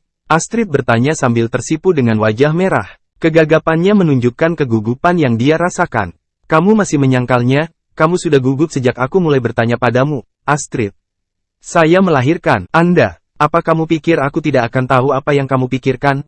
Gamora bertanya menggoda. Ibu, aku sebenarnya tidak. Rona merah di wajah Astrid sudah menjalar ke lehernya. Astrid, kamu berada pada usia di mana kamu mulai memiliki perasaan romantis, dan itu hanya saja wajar jika kamu naksir. Aku merasakan hal yang sama ketika aku bertemu ayahmu. Tapi saya hanya ingin tahu, pria seperti apa yang membuatmu begitu merindukannya sampai-sampai kamu menghabiskan setengah hari memikirkan dia? Bisakah Anda memberitahu saya? Ibu, aku. Astrid tergagap, tidak mampu membentuk kalimat bahkan setelah beberapa saat. Pikirannya masih kacau. Dia merasa sangat gugup dan gelisah karena orang lain mengetahui rahasianya. Dia paling dekat dengan dirinya sendiri. Sulit baginya untuk menerima hal itu, meskipun orang itu adalah ibunya, orang yang paling dekat dengannya. Tentu saja yang paling dikhawatirkan Astrid saat ini adalah apakah ibunya akan melarang perilaku ini. Bagaimanapun, dia memiliki identitas yang sensitif. Sementara itu, David adalah seorang petualang. Astrid telah mencari informasi tentang David sejak kembali ke Royal Planet. Namun, tidak ada keluarga kuat dengan nama belakang Liddell belasan tahun terakhir, dan tidak ada seorang pun yang cocok dengan identitas David juga. Astrid tahu David mungkin berasal dari keluarga atau organisasi yang kurang kuat. Dan meskipun mempunyai keterampilan kuat yang dikembangkan dari penjelajahannya selama bertahun-tahun, dia tidak memiliki kekuatan yang cukup untuk menghidupi dirinya sendiri. Astrid dilahirkan dalam keluarga bangsawan, dan dia tahu betapa kuatnya fungsi keluarga. Keluarga mereka harus seimbang jika ingin menikah. Bahkan ibunya, Permaisuri, pernah menjadi salah satu wanita lajang di Istana Bulan. Karena itu, Astrid takut ibunya akan melarang perbuatannya. Jangan khawatir, Astrid. Ayahmu dan aku tidak akan menghentikanmu selama itu seseorang kamu suka. Kami juga tidak terlalu mementingkan keluarga yang cocok. Bagaimanapun, seluruh kerajaan Bima Sakti berada di bawah kekuasaan kita. Siapa lagi yang bisa cocok untuk itu? Tapi setidaknya kamu harus memberitahu kami seperti apa dia. Kamu masih muda, dan kami khawatir kamu akan ditipu. Ketika Gamora selesai berbicara, dia berhenti berpikir sejenak sebelum dia melanjutkan. Juga, kamu tumbuh dengan kehadiran ayah dan saudara laki-lakimu, dan mereka adalah panutan Anda. Aku sangat penasaran dengan kekuatan apa yang dimiliki pria ini membuatmu terus memikirkannya bahkan setelah kamu kembali. Astrid menghela nafas lega setelah mendengar Gamora mengatakan itu. Dia tahu dia tidak akan bisa menghindari hal ini. Karena itu, dia memutuskan untuk mengatakan yang sebenarnya kepada ibunya. Dia menceritakan segalanya kepada Gamora, mulai dari saat David menyelamatkannya hingga saat mereka berpisah. Ketika Astrid menyelesaikan ceritanya, Gamora tetap diam selama, sambil sebelum bertanya, Astrid, berapa umur David yang kamu bicarakan ini? Dia tampak muda, masih bersama si Binuang Channel. Mari kita lanjutkan novel SSK, bagian 1176. Menurutku umurnya belum lebih dari 200, jawab Astrid hati-hati. Untuk dapat dengan mudah menangani peringkat surgawi pemula Sangruil Sinners, dia seharusnya memiliki kekuatan yang mendekati peringkat menengah. Memiliki kekuatan tempur sebesar itu di usia ini, David ini memang layak menyandang gelar yang terpilih. Bahkan jika dibandingkan dengan wilayah kerajaan lainnya. Benarkah? Bukankah menurut Anda David luar biasa, Bu? Aku juga melakukannya, kata Astrid dengan senang hati. Dia tentu saja senang ketika mendengar ibunya memujinya. Namun, Gamora kemudian mengubah topik pembicaraan dan berkata, kecuali bahwa meskipun David baik, masih ada jarak tertentu antara dia dan ayah kamu dan kedua kakak laki-lakinya. Kamu mungkin sangat menyukainya sekarang karena dia tiba-tiba muncul untuk menyelamatkanmu saat kamu berada dalam kondisi sangat putus asa. Perlahan-lahan kamu akan melupakannya setelah beberapa saat. Senyuman di wajah Astrid langsung menegang. Ibu, David menyelamatkanku adalah salah satu alasannya. Tapi yang membuatku semakin menyukainya adalah bagaimana perasaanku saat bersamanya. Saya suka mendengarkan cerita petualangan menarik darinya, saya suka bermain piano untuknya. Aku tidak akan melupakannya bagaimanapun waktu berlalu, kata Astrid serius. Melihat ekspresi serius Astrid, Gamora menggelengkan kepalanya. Sambil tersenyum, dia berkata, baiklah, kamu tidak perlu terlalu gelisah, Astrid. Saya baru saja berbagi kemungkinan. Karena kamu sangat menyukainya, mintalah ayahmu memperkenalkan David kepada dia wilayah kerajaan setelah masalah dengan Sangruil Sinners diselesaikan. Jika dia tidak berani datang, suruh ayahmu membawanya kembali dengan rantai. Ibu, kamu menggodaku, kata Astrid malu-malu sambil menutupi wajahnya. Gamora dan Astrid terus mengobrol dan tertawa. Namun, ada hal lain dalam pikirannya. Mungkinkah kemunculan David merupakan sebuah jebakan? Sebuah jebakan yang dibuat oleh Sangruil Sinners. Dengan tujuan membobol Barlowes, mereka bisa berkolusi dengan kekuatan masuk dan keluar untuk menyerang Barlowes dalam satu serangan kilat. Jika tidak, mengapa hal itu terjadi secara kebetulan? Bahwa seorang pemuda yang kuat tiba-tiba muncul untuk menyelamatkan Astrid selama momen paling putus asa ketika dia menghadapi Sangruil Sinners. Yang terpenting, orang ini baru saja kembali setelah menjelajahi dunia luar dalam beberapa dekade. Bahkan wilayah kerajaan pun tidak dapat mengetahui asal-usulnya. Ini agak menarik. Astrid berada pada usia yang ditentukan oleh kepolosan, dan dia tidak memiliki kemampuan untuk membedakan apapun. Para pendosa Sangruil bisa saja membuat David muncul saat ini karena mereka ingin dia mengeksploitasi fakta ini. Gamora merasa bahwa ini sangat mungkin terjadi setelah memikirkannya. Dia belum bisa memberitahu Astrid tentang hal itu sekarang. Berdasarkan penampilannya tadi, dia kemungkinan besar telah dicuci otak secara menyeluruh bahwa dia tidak mungkin mempercayainya. Bahkan mungkin mempengaruhi hubungan pribadi mereka. Kebaikan, sulit untuk melindungi seorang gadis selamanya. Meski begitu, dia akan mencari tahu sesuatu. Jika tidak, gadis ini mungkin akan semakin tenggelam dalam perasaannya. Sekarang masih ada kesempatan untuk menyelamatkannya karena mereka sudah lama tidak berhubungan. Untuk melakukan ini, dia harus membawa David ke planet Royal. Astrid, apa yang sedang dilakukan David sekarang? Mengapa Anda tidak mengundangnya ke planet Royal? Dia menyelamatkanmu. Sebagai orang tuamu, ayahmu dan aku ingin mengucapkan terima kasih padanya secara pribadi, kata Gamora. Ibu, aku mengundang David, tapi dia bilang sudah ada sesuatu yang harus diurus sehingga dia tidak bisa datang untuk saat ini. Tapi dia berjanji padaku bahwa dia akan datang mencariku di planet Royal setelah dia selesai dengan miliknya. Bisnis, jawab Astrid. Apakah begitu? Apakah kalian berdua masih berhubungan sekarang? Jarang, juga, dan aku takut jika aku mengejarnya setiap hari, dia akan mengejar kesal padaku. Jadi aku biasanya hanya berbicara dengannya sebentar setiap beberapa hari sekali. Ucap Astrid dengan kepala tertunduk. Selesai. Semuanya sudah selesai. Saat Gamora melihat kemunculan Astrid, dia tahu semuanya sudah berakhir. Itu sekarang penting bagi David untuk datang ke planet Royal. Ini agar mereka bisa menentukan identitasnya. Jika dia seorang pendosa Sangruil, mereka tidak akan bersikap lunak padanya. Masih bersama si Binuang Channel. Mari kita lanjutkan novel SSK, bagian 1177. Jika tidak, maka dia bisa bergabung dengan mereka. Kalau tidak, siapa yang tahu keributan apa yang akan dilontarkan gadis ini? Wilayah kerajaan, planet kerajaan. Di dalam istana kerajaan, Kekaisaran Bima Sakti, Kaisar Nimbus baru saja melewati bea cukai ketika dia sebentar bertemu dengan Permaisuri Gamora.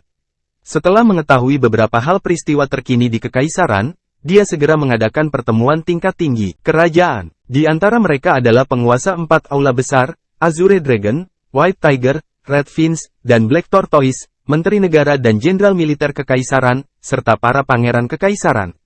Bisa dikatakan ini pengumpulan individu mencakup hampir semua penguasa resmi Kekaisaran. Ini juga satu-satunya saat ketika semua personel tingkat atas Kekaisaran berkumpul seluruhnya, kecuali saat jamuan kenegaraan Kekaisaran. Aku percaya semua orang mengetahui apa yang terjadi pada para pendosa Sangruil, siapa sedang duduk di atas tahta, kata Nimbus. Kami, para pangeran, sadar, kami para menteri sadar, semua pejabat tinggi Kekaisaran menjawab serempak. Saya memanggil semua orang ke sini hari ini karena saya ingin membahas tindakan pencegahan. Oleh karena itu, saya tidak akan menyembunyikan ini dari Anda semua. Para pendosa Sangruil telah melakukan bersiap selama ratusan tahun saat ini dan mereka mengancam. Saya mundur kali ini karena aku terluka ringan setelah melawan pemimpin Sangruilian, Molabate, kata Nimbus. Setelah dia mengatakan itu, semua orang yang hadir terkejut. Kaisar adalah eksistensi yang tak terkalahkan seluruh Bima Sakti, namun dia sebenarnya terluka. Ini benar-benar di luar kesadaran mereka. Tidak heran Kaisar tidak menunjukkannya dirinya untuk waktu yang lama. Tidak heran dia meninggalkan Permaisuri untuk menanganinya. Semuanya. Ternyata dia telah mundur ke balik pintu tertutup untuk memulihkan diri. Tampaknya para pendosa Sangruil tidak datang dengan damai kali ini. Yang mulia, apakah Molabate, raja para pendosa Sangruil, begitu kuat? Apakah dia benar-benar berhasil melukaimu? Sungguh sulit dipercaya bagi saya, salah satu menteri berdiri dan berkata dengan kaget. Tepat sekali. Sangat mengejutkan bagi saya bahwa hal itu ada. Seseorang di Bima Sakti yang dapat melukai Kaisar. Nimbus tersenyum dan berkata, kamu tidak perlu terlalu terkejut. Saya, Nimbus, saya manusia, bukan dewa, aku bukannya tak terkalahkan di dunia, jadi wajar jika aku luka. Saya bertarung melawan Molabate dan meskipun cedera saya tidak berat, Molabate terluka lebih parah daripada saya. Setelah lebih dari sebulan pemulihan, saya sekarang sudah sembuh, jadi semua orang bisa tenang. Kata-kata Nimbus membuat semua orang menghela nafas lega. Menurut perkataan Kaisar, Molabate seharusnya lebih lemah dari dia. Ini baik-baik saja, jika Molabate lebih kuat dari Kaisar, Kekaisaran akan berada dalam bahaya. Namun, dihadapkan pada para pendosa Sangruil tersebut yang telah menghilang selama ratusan tahun, para pejabat tinggi kerajaan yang hadir merasa bermasalah. Banyak peristiwa besar telah terjadi di wilayah kerajaan baru-baru ini dan memang demikian. Semua berhubungan dengan Sangruil Sinners. Hujan tidak pernah turun, namun hujan turun deras, dan orang-orang ini berhasil bertahan. Situasi begitu lama, Yang Mulia, apa yang harus kita lakukan selanjutnya? Telah ada beberapa kerusuhan di wilayah kerajaan baru-baru ini, tanya Wagner Barlowe, sang pangeran tertua. Jika ada yang ingin mengatakan atau berpendapat, sampaikan.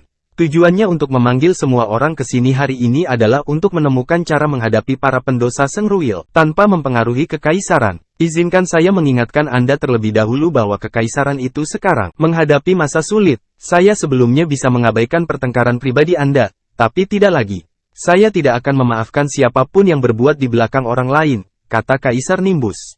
Kami, para pangeran, mengerti. Kami para menteri juga mengerti. Kata-kata Kaisar masih cukup sebagai pencegah. Dan tidak ada yang berani menentangnya. Bagus kalau kalian semua mengerti. Jika Anda memiliki saran, Anda dapat menyuarakannya. Jika diterima, Anda akan diberi penghargaan dan diberi imbalan atas jasa Anda setelah masalah dengan Sangruil Sinners telah terselesaikan. Yang Mulia, banyak peristiwa besar telah terjadi di wilayah kerajaan selama pemulihan Anda. The Grimms, yang menduduki peringkat keempat di antara 8 besar keluarga, dihancurkan, dan tanah leluhur Drake, yang menempati peringkat pertama, telah dikepung, menyebabkan nenek moyang Drake terluka serius. Ini kemungkinan besar adalah pekerjaan para pendosa Sangruil. Apa maksudmu kemungkinan besar? Saya pikir itu pasti ulah para bajingan itu. Masih bersama si Binuang Channel. Mari kita lanjutkan novel SSK, bagian 1178. Mereka ingin memperkeruh keadaan Kekaisaran saat Kaisar pulih, dan kemudian datang untuk memancing di perairan yang bermasalah. Saya juga berpikir demikian. Para pendosa Sangruil pasti merasa bahwa mereka tidak memiliki kesempatan menang jika mereka berhadapan langsung dengan Kekaisaran dan memilih untuk melakukan mulai dari dalam Kekaisaran. Hal pertama yang harus kita lakukan adalah melakukannya secara mutlak menghilangkan kesempatan ini bagi mereka. Apa pendapatmu? Biarkan aku mendengarnya. Nimbus menyela. Milikmu Yang Mulia, setelah apa yang terjadi pada Grim dan Drake, keseluruhan wilayah kerajaan berada dalam keadaan panik. Setiap orang mengumpulkan kekuatan mereka sendiri untuk menangani keadaan darurat di masa depan, tetapi seperti yang diketahui semua orang, kecuali beberapa keadaan darurat kekuatan yang kuat di wilayah kerajaan, yang lain hanyalah semut di mata Sang Ruil pendosa. Jika Sang Ruil Sinners dibiarkan terus berlanjut dan berakhir menghancurkan dua kekuatan lagi, rakyat akan cepat kehilangan harapan di kekaisaran dan situasinya akan semakin memburuk. Pertama-tama, kita harus hentikan hal semacam ini terjadi.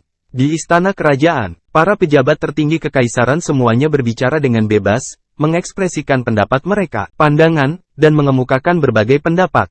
Mereka semua berharap pada kaisar akan mengadopsi ide-ide mereka. Dari luka kaisar, seseorang dapat mengetahui penampakan Sang Ruil orang berdosa tidak dapat disangkal. Ini adalah krisis terbesar yang dihadapi kekaisaran sejak kehancuran awal Sang Ruil. Setiap orang biasanya memperebutkan kekuasaan dan keuntungan, dan ada konflik tertentu di antara mereka. Namun, dalam menghadapi musuh yang begitu tangguh, kekaisaran harus bersatu. Pada saat ini, tidak ada seorang pun yang berani membuat rencana di belakang satu sama lain, terutama setelah apa yang dikatakan kaisar. Setelah Nimbus mendengarkan apa yang dikatakan semua orang, dia akhirnya membuat rencana berdasarkan ide semua orang. Mereka akan mengadakan perjamuan negara kekaisaran terlebih dahulu dan mengundang semua kekuatan dalam kekaisaran untuk berpartisipasi. Nimbus sadar bahwa Sang Ruil Sinners telah menyusup ke beberapa kekuatan wilayah kerajaan. Untuk menentukan yang mana secara khusus, diperlukan penyelidikan lebih lanjut. Bagaimanapun juga, mereka tidak bisa duduk diam lebih lama lagi. Semakin lama hal ini berlangsung, semakin buruk keadaannya bagi kekaisaran. Mengadakan perjamuan kenegaraan hanyalah langkah pertama. Hal ini untuk mencegah infiltrasi lanjutan Sang Ruil Sinner. Lebih penting lagi, hal itu masih diperlukan agar mereka menemukan sarang para pendosa Sang Ruil sesegera mungkin berkonsentrasi untuk memusnahkan mereka dalam satu gerakan. Nimbus juga tidak memberitahu, pejabat tingkat tinggi kekaisaran menyampaikan alasannya, sangat mementingkan para pendosa Sang Ruil ini. Bukan itu, karena kekuatan tempur Mola Bate yang signifikan. Kalau hanya dia, Nimbus tidak akan takut sama sekali bahkan dengan kekuatan tempurnya saat ini. Ini karena selain kaisar, keluarga Barlowe juga punya seseorang di dalamnya, sebagian alam abadi, dan itu adalah Wilfred Barlowe. Seseorang dari sebagian alam abadi yang baru saja dipromosikan sarana khusus tidak memprihatinkan. Yang Nimbus benar-benar takuti adalah klan ular berkepala 9. Meskipun dia belum pernah berurusan dengan klan ular berkepala 9 sebelumnya, ada banyak sekali catatan dalam buku sejarah Barlowe tentang mereka. Menurut catatan ini, klan ular berkepala 9 memakan daging manusia paling banyak dan sebelumnya telah mencoba menangkap manusia di Bima Sakti berkali-kali. Meski semuanya berakhir dengan kegagalan, mereka pantang menyerah. Belum lagi, klan ular berkapal 9 salah satu ras yang bisa menduduki peringkat 10 besar di antara para monster galaksi. Kekuatan mereka benar-benar menakutkan. Jika Sang Ruil akan membentuk aliansi dengan klan ular berkepala 9, jika mereka hanya mengirim 2 orang secara acak untuk melawan para pendosa Sang Ruil, Kekaisaran Bima Sakti akan kesulitan menghentikan mereka. Masih bersama si Binuang Channel, mari kita lanjutkan novel SSK, bagian 1179. Inilah yang paling ditakuti Nimbus. Setelah beberapa hari, pemerintah Kekaisaran akhirnya angkat bicara, mengumumkan bahwa kekacauan baru-baru ini di wilayah kerajaan disebabkan oleh Sang Ruil Sinners yang sudah lama menghilang. Para pendosa Sang Ruil kali ini muncul untuk menghancurkan keseimbangan Bima Sakti, menggulingkan Kekaisaran Bima Sakti, dan menguasai seluruh galaksi Bima Sakti. Diharapkan semua kekuatan di Bima Sakti bersatu dan melawan ancaman bersama-sama untuk menjamin perdamaian mereka. Pada saat yang sama, Kekaisaran juga memutuskan untuk mengadakan perjamuan kenegaraan. Semua kekuatan yang diundang oleh Kekaisaran harus berpartisipasi dan berdiskusi bagaimana cara melenyapkan para pemberontak ini. Mulai hari ini, tentara dan 4 aula utama yang terdiri dari Azure Dragon, Macan Putih, Fins Merah, dan kura-kura hitam semuanya akan dikirim untuk melaksanakan patroli di wilayah Kekaisaran. Mereka harus segera melapor ke Kekaisaran jika mereka menemukan jejak Sang Ruil pendosa. Jika berita itu dipastikan benar, mereka akan menerima hadiah besar dari Kekaisaran. Setelah pengumuman ini dibuat, gelombang mengguncang seluruh Bima Sakti. Lagi pula, para pendosa Sang Ruil pernah menghilang selama ratusan tahun. Banyak dari individu yang lebih muda tidak menyadari keberadaan kekuatan ini. Mereka semua mulai mempelajari Sang Ruil satu demi satu. Setelah mengetahui bahwa ini adalah kekuatan yang pernah bisa bersaing dengan Kekaisaran, mereka semua terkejut. Sang Ruil dulunya sangat brilian. Semua kekuatan menghela nafas lega ketika Kekaisaran membuat pernyataan. Sudah cukup baik sekarang mereka mengetahui situasinya. Yang tidak diketahui adalah selalu yang paling menakutkan. Tidak ada seorang pun yang bisa merasa nyaman tanpa mengetahui apa yang sedang terjadi. Dengan tentara Kekaisaran dan 4 aula utama dikirim untuk berpatroli di wilayah kerajaan, para pendosa Sang Ruil pasti akan menahan diri untuk tidak bertindak sombong. Satu adalah kekuatan yang masih ada yang telah bersembunyi selama ratusan tahun. Yang lain adalah Kekaisaran Bima Sakti yang berada pada masa kejayaannya. Sekalipun kedua kekuatan itu serupa, Kekaisaran saat ini telah meninggalkan Sang Ruil jauh di belakang. Tidak ada yang mengira bahwa Sang Ruil Sinners bisa menggulingkan Kekaisaran. Pada titik ini, mereka keluar untuk menimbulkan masalah hanya karena mereka ingin untuk mengganggu Kekaisaran. Bagaimanapun, kedua belah pihak sebelumnya telah berjuang untuk memusnahkan yang lain.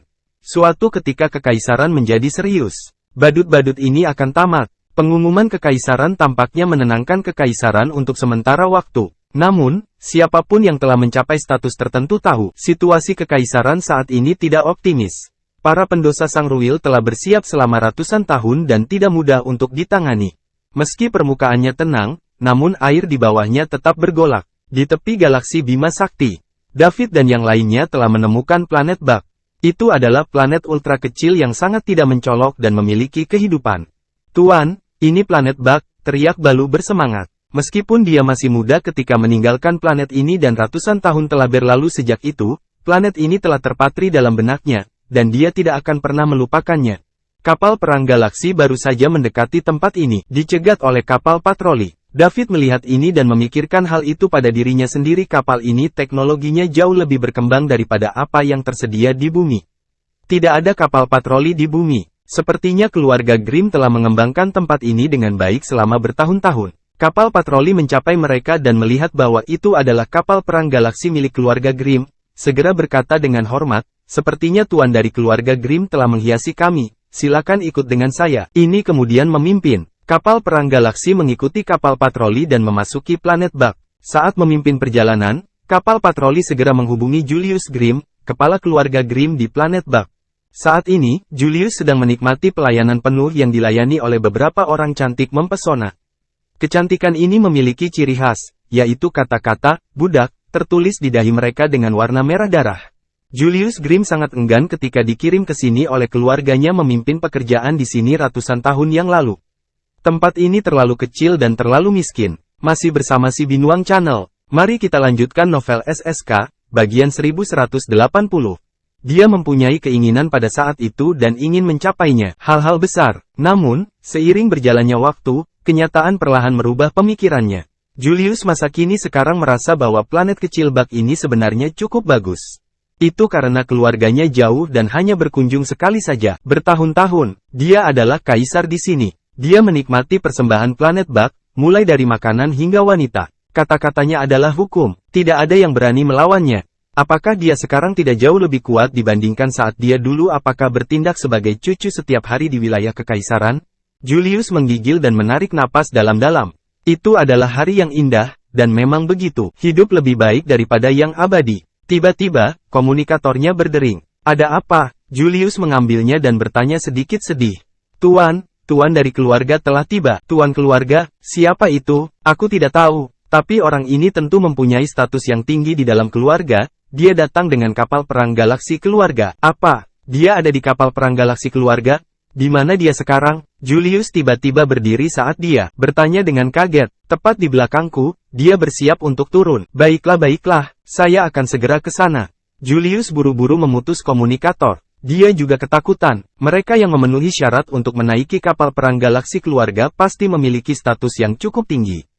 Orang-orang yang datang untuk inspeksi sebelumnya, mereka semua datang dengan Octagons, namun kali ini orang ini benar-benar menaiki kapal perang galaksi. Dia langsung pergi dan menemui mereka dengan cepat. Kalau tidak, jika dia menyinggung perasaan mereka, itu bagus hari-hari akan berakhir.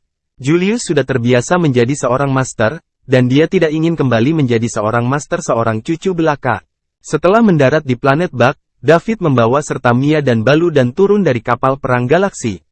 Julius menyambut mereka dengan sejumlah besar anggota keluarga Grimm. Saya tidak tahu bahwa Yang Mulia akan datang ke sini. Maafkan kami atas kurangnya persiapan. Saya adalah kepala keluarga Grimm Planet Bug, senang bertemu denganmu, tuanku. Julius mengepalkan tinjunya dengan keduanya tangan dan membungkuk pada sudut 90 derajat, memberi salam hormat. Selamat datang tuan, anggota keluarga Grimm di belakangnya juga berteriak. Kamu adalah keluarga Grimm siapa yang tinggal di sini untuk mengatur segalanya? Tanya David. Ya, itu aku. Apakah saya boleh tahu siapa Anda, tuanku? Setelah David mengkonfirmasi identitas Julius, dia melanjutkan identitas secara langsung. Julius dan anggota keluarga Grimm lainnya hanya berada di belakangnya, merasakan aura yang tak tertandingi datang ke arah mereka. Ada rasa sakit yang menusuk lalu, tubuh mereka terbang, lalu menghantam tanah dengan keras. Gedebuk, gedebuk, gedebuk, semua orang muntah darah. Pada saat yang sama, mereka dilumpuhkan oleh David. Semuanya terjadi terlalu cepat. Pikiran mereka kosong kecuali rasa sakit yang parah membasuh tubuh mereka. Julius mencoba menopang tubuhnya dengan tangannya tetapi tidak berhasil.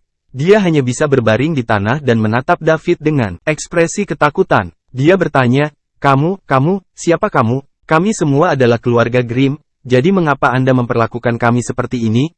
Apa yang telah kita lakukan, menyinggung perasaanmu, seolah-olah aku seperti kegagalanmu dalam keluarga Grimm. Saya telah memberantas keluarga Grimm sepenuhnya. Sebagai pion keluarga Grimm, Anda mungkin dikecualikan dalam hukuman mati, tapi tidak bisa lepas dari hukuman. Jadi, aku akan membuat kalian semua menghabiskan sisa hidupmu di tempat tidur. Anda akan bertobat atas dosa-dosa yang Anda lakukan, kata David tanpa ekspresi. Dia telah memindai planet ini dengan kekuatan pikirannya sebelum mereka mendarat. Dan itu menunjukkan kepada David hal-hal buruk yang telah dilakukan Julius. Seluruh planet ini seperti neraka. Populasinya diperkirakan berada jutaan. Semua wanita cantik telah ditangkap oleh sampah ini dan dikunci untuk kesenangan mereka sendiri. Sedangkan laki-laki dan perempuan kurang diminati, semua menjadi budak keluarga Grimm. Belum lagi, mereka diawasi oleh para Grimms. Jika mereka kendur, mereka akan dipukuli. David juga menemukan banyak orang bersembunyi di kegelapan yang tidak berada di bawah kendali mereka. Lagi pula, keluarga Grimm tidak banyak di sini. Tidak mungkin mengendalikan seluruh planet. Vegetasi di planet Bug juga sangat lebat, sehingga menjadikannya tempat luar biasa untuk bersembunyi. Terima kasih sudah bersama si Binuang Channel, jangan lupa mampir pada bagian selanjutnya, novel SSK, dan novel lainnya.